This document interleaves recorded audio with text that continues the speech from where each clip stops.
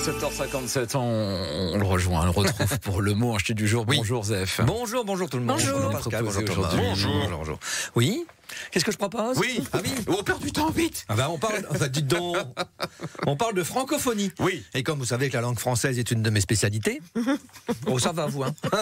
Parce que tout chaud déjà, plutôt que de fantasmer sur les pages de lingerie de la Redoute, je faisais des mnoules en lisant le Becherel.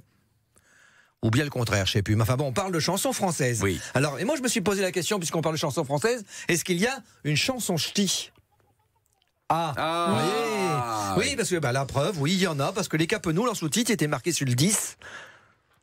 Non. On dit 10, non. Et oui, puis quand il n'y en a qu'un. Après, quand il y en a plusieurs, peut-être on dit 10, mais quand il n'y en a qu'un, on dit 10. Il quinte et il joue pour vous autres. Il chante et il joue pour vous. Ouais. Alors nous on rajoute hôte. C'est quand on parle d'une personne qui est une autre personne que soi, on rajoute hôte derrière pour être sûr que c'est pas soi-même qu'on parle. Vous autres, quoi. Voilà. Alors, est-ce qu'il existe une chanson ch'ti comme il existe la chanson française, un Brel, Ferrat, Souchon, Barbara, etc. Ou de la chanson islandaise, Björk. C'est très sympa si on aime le chant des baleines. Et oui, il existe une chanson ch'ti et à texte. Prenez par exemple la chanson Les Tomates. Bah oui. Les tomates, c'est le drame d'un gars du Nord obligé de s'expatrier pour échapper à sa condition et à son épouse qui ne donne à manger que des tomates.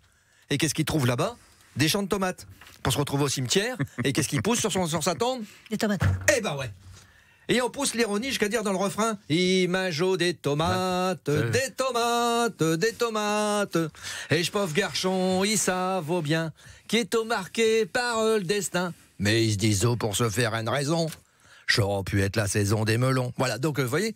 Et alors le public, il fait comme Pascal, il rigole. Alors que non, il est mort Edmond. Et de Montagnère. Oui. Non, oui, c'est de Montagnère. Ouais. Oui. Et vous pouvez passer l'étude de texte encore plus loin. Prenez Quand la mer monte. Oui. Quand on entend le refrain, qu'est-ce qu'on fait quand on est ch'ti? On chante. On se prend par les coudes et on se balance de gauche à droite et de droite à gauche. Et on chante Quand la mer monte. Alors que c'est la chanson d'amour la plus triste qui soit. Moi, dans les chansons, il marquait « Moi, je pense à Marie qui est partie », qui dit le chanteur. Marie s'est traînée, qui est partie on ne sait où, sûrement en Angleterre, parce qu'il attend du haut du Cap Griné, et en face, c'est l'Angleterre. Et ensuite, il crie à gorge déployée sur les flots déchaînés « Reviens, Marie !» Et nous, pendant ce temps-là, qu'est-ce qu'on fait? On bouge de gauche à droite et de gauche à droite. C'est une interprétation. Qu'elle va revenir. Oui, peut-être. Et puis même dans l'adversité, on est des amusettes. Ouais. Voilà. Donc la chanson ch'ti existe, mais elle a longtemps été mal comprise. Tout un de ch'téri, le mineur, il meurt à la fin. Le retraité de Cheloui, il est harcelé moralement par sa femme. Achtik me chie, achtik me là.